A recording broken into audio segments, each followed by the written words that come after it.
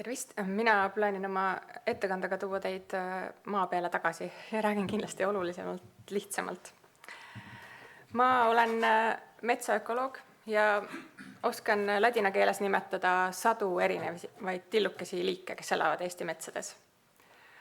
Ma oskan siis ka neid üles leida, kui me neid palja silmaga üldse ei näe. Sellisel puhul me kasutame keerulisi DNA-analüüstel põhinevaid meetodeid. Ja eriti kui selliste meetoditega vaadata, siis on sadu erinevaid liike juba ka pelgalt ühes mullaproovis. Meilt metsaökoloogidelt aeg-ajalt küsitakse, et milleks meile kogu see liigirikkus. Miks meile kõik need sajad liigid, mida me sageli isegi silmaga ei näe? Me siis seletame, et igalühel neil on metsa ökosüsteemis oma funktsioon. Mõne rolle me isegi ei tea, aga uurime. Ma ei ole seni kohanud, et see oleks eriti tugev kohaliku tasandi looduskaitse argument. Minu meelest on siin huvitav vastuolu kohaliku ja rahvusvahelise vahel, sest et proovi siis selle peotäie mullaga või selle teadusprooviga mõnda piiri ületada. Kohutav draama, sildid, mis ütlevad, kui kauaks sind vangi pannakse, kui sul ei ole dokumendid korras. Sest rahvusvahelise tasandi narratiiv on selline, et ei tea, mis eriliste omaduste või funktsioonide või rollidega liik võib sul olla peidus selles mullaproovis ja millise rikkuse sa sellega meie juurest ära viid. Minu ettekanne on Eesti metsade elurikkusest ja tahan rääkida kahest olulisest protsessist, mis minu hinnangul eelmistel kümnenditel on kõige olulisemalt seda elurikkust mõjutanud. Need on metsakaitsealade võrgustiku kujundamine ja metsade majandamine väljaspool kaitsealasid, mis on intensiivistunud. Ning viimaks tahan hetkeks peatuda looduse tundmisel ja küsida, et kas meil ka tulevikus see võimekus säilib.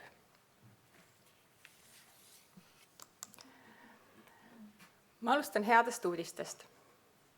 Eestis on umbes 20 000 erinevat liiki, kes saavad elada metsades, seenetsamblikud, taimed, putukad. 10% nendest umbes on põlismetsaliigid. Need on sellised liigid, kes vajavad oma eluks vanade loodusmetsade tingimusi. Pika ja keeruka protsessi tulemusena on Eestis nendele 10% metsaliikidest pelgupaik olemas, vananevate metsade näol Eesti metsakaitsealadel. Meil on ka esimesi andmeid selle kohta, et Eesti metsakaitsealade võrgustik funktsionaalselt toimib. Me teame juba liike, kes varem olid Eestis ja on ka täna igal pool Euroopas väga haruldased, aga kelle arvukus on Eesti metsakaitsealadel hakanud kasvama ja levile laienenud. See on tõsiselt hea uudis. Vanametsaliikidele on Eestis prognoos hea ja see toetub peamiselt kahele asjaolule. Esiteks, Eestis on metsakaitsealade võrgustikku hõlmatud enamus meie kõige esinduslikumaid vanasid metsasid ja teiseks on metsakaitsealade võrgustik esinduslik ka metsa kasvukohatüüpide lõikes. Kõlab just nagu lihtne, aga tegelikult on see väga ebaharilik maailma kontekstis. Väga sage on see, et mujal maailmas kaitstakse metsasid eelkõige seal, kus nad eriti hästi ei kasva. Viljakad metsad endiselt on raiesurve all või siis juba ära raiutud. Või siis seal, kus inimene neid niikuinii kätte ei saa, näiteks järsud mäeküljed, kivirünkad. Ka meie naabrite juures, Lõuna-Soomes ja Lõuna-Rootsis, on metsakaitsealad enamasti kivirüngaste otsas, nagu sellel pildil. Eriti oluline samm Eesti metsakaitsealade võrgustiku kujunemises oli nii 10 aastat tagasi algastatud protsess, millega laiendati kaitsealasid viljakates metsades. Esimest korda ajaloos võeti kaitsealade koosseisu ka noorendikke, raiesmikke, sellepärast et vanu metsatukkasid oli alles ainult killukestena. See on väga heas kooskõlas sellega, kuidas meie loodusteadlaste meelest metsakaitsealasid tuleb moodustada. See, et otsustati kaitsta tervet metsamassiivid, tagab selle, et uued looduskaitsealad funktsionaalselt toimivad. Kui me kaitseme ainult vanu metsatukkasid, siis need on väga väärtuslikud küll, aga nad muutuvad kiiresti metsamaastikus muuseumi eksponaatideks ja pikapeale vaesuvad ise ka. Liiatigi olen oma töös ise kogenud, kui kiiresti noored, viljakad metsad taastuvad. Me sageli oleme vastuolus kolleegidega Lõuna-Euroopast ja ka Põhja-Euroopast, kes tahavad metsades kangesti teha aktiivseid metsastruktuuri taastamistöid, näiteks saagida häila või juurde saagida kõdupuitu. Eriti Eesti viljakates metsades tundub see selline moevool, millega tingimata ei ole vaja kaasa minna. Anna neile metsadele natukene aega, anna kuusekultuurile veidi põuda ja üraskit ja looduslik metsastruktuur taastub iseenesest. Sellest taustast lähtuvalt teeb mind väga murelikuks looduskaitseseaduse muudatuse eelnõu, mis ütles nii, et vajadusel võiks tulevikus vähem väärtuslikud alad ka kaitse alt välja arvata. Sest kui see tänane vähem väärtuslik puistu või siis see noorendik kaitseala koosseisus, see võib olla väga väärtuslik suuremas tervikus.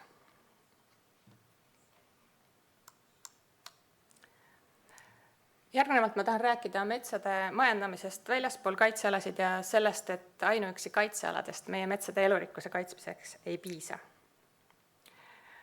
Ma alustan samamoodi nagu eelmist kõneplokki.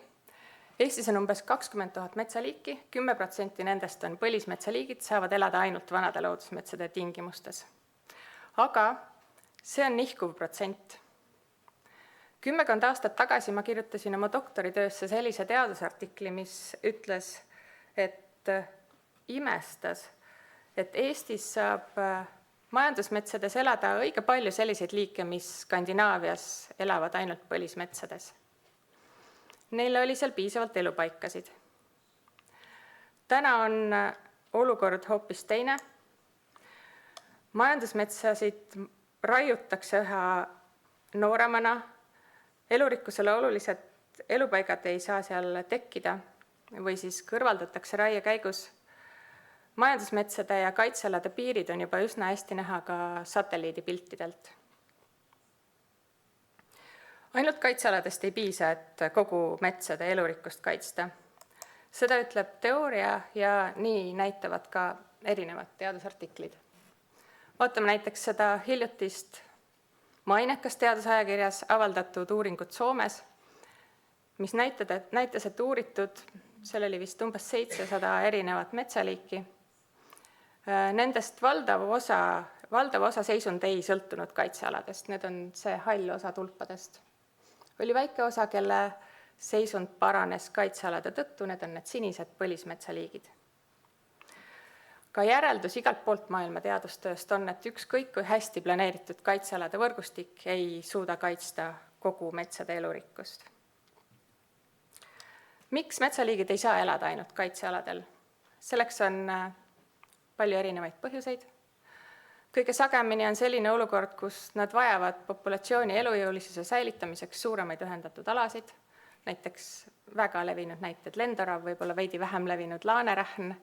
Sellistel liikidel populatsioonid täna juba on vaesunud ja kaotanud võime taastuda juhul, kui mõni ootamatus juhtub, aga ootamatuseid juhtub, eriti praegusel muutuva kliimaga ajastul.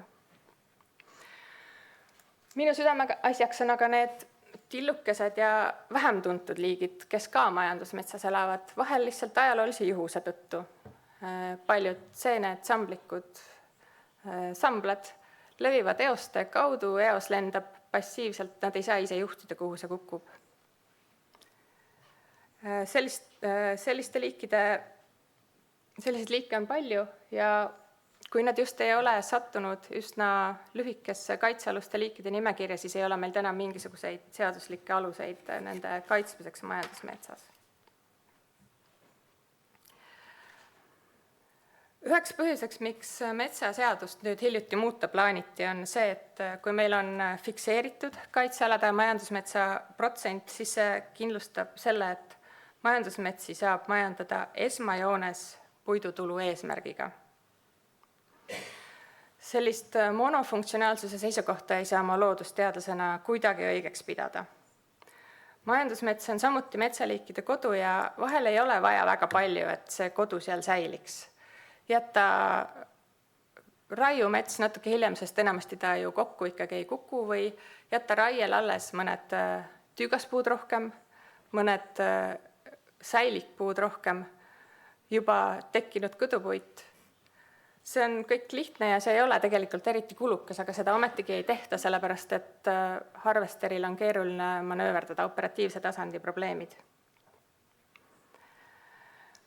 Minu suurem sõnum on aga, et majandusmetsadest tuleb nii nüüd kui ka edaspidi rääkida looduskaitsest ja loodust kaitsta, muuhulgas ettevaaatusprintsiibist, sest et me tegelikult ei tea, kuidas mõjub meie metsadele see korduv lageraie tsükkel. Seda ei olegi olnud võimalik täna uurida, sest et see on alles nii hiljutine viis metsasid majandada ja me ka ei tea, millal kaovad sealt just need kõige olulisemate funktsioonide ja rollidega pisikesed liigid. Sedakaudu ma jõuan oma kolmanda põgusa teemani, milleks on looduse mõistmine. Minu ametinimetuseks sai hiljuti kaasprofessor. See on kusagil poolel teel algaja teadlase ja seeniori vahel. Kusagil minu karjäärifaasis teadlased sageli välitöid enam ei tee. Mitte, et nad ei tahaks, aga peale vajuvad kõik need teised ülesanded.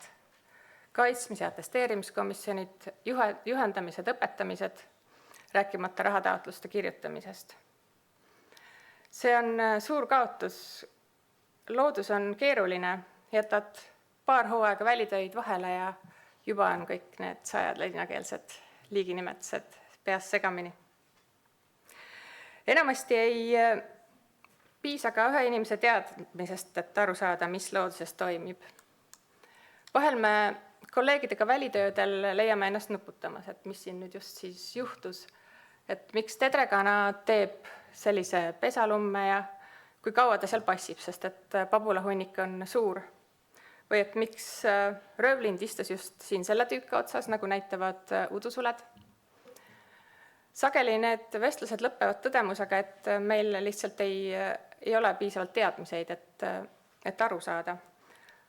Aga õnneks siis alati teame kedagi, kellele helistada ja järgi küsida. Selle jutu iva on selles, et ühe inimese teadmistest ei piisa. Eelmisel aastal Eestis oluliselt kärbiti loodusharidust.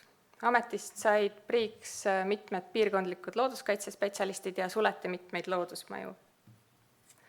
Nähes oma igapäevas, kui oluline on looduse tundmine, kui keerulised on protsessid looduses ja kuidas pildi kokkupanemiseks ei piisa sageli isegi ühest inimesest.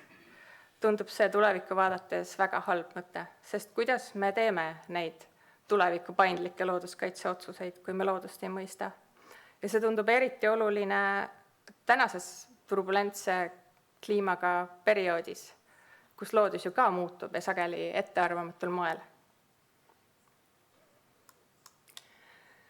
Kokkuvõtteks oli mul selles ettekandes 3 olulist sõnumit.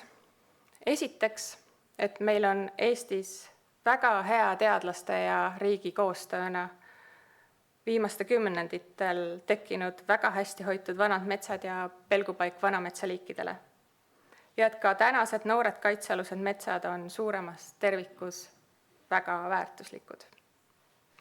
Teiseks ma rääkisin sellest, et ka nüüd ja edaspidi tuleb majandusmetsas metsaloodust kaitsta, sest juba täna vaesuv majandusmets kaitsealasid hästi ei toeta ja jätab hulga metsaliike koduta. Ja viimaks, et paindlikke looduskaitseotsuseid saame me teha ainult siis, kui loodust tundes. Ja ma mõtlen selliseid looduskaitseotsuseid, mis võimaldavad ka metsasid majandada. Me vajame Eesti riigis neid kõiki 3 korraga. Suur tänu kuulamast!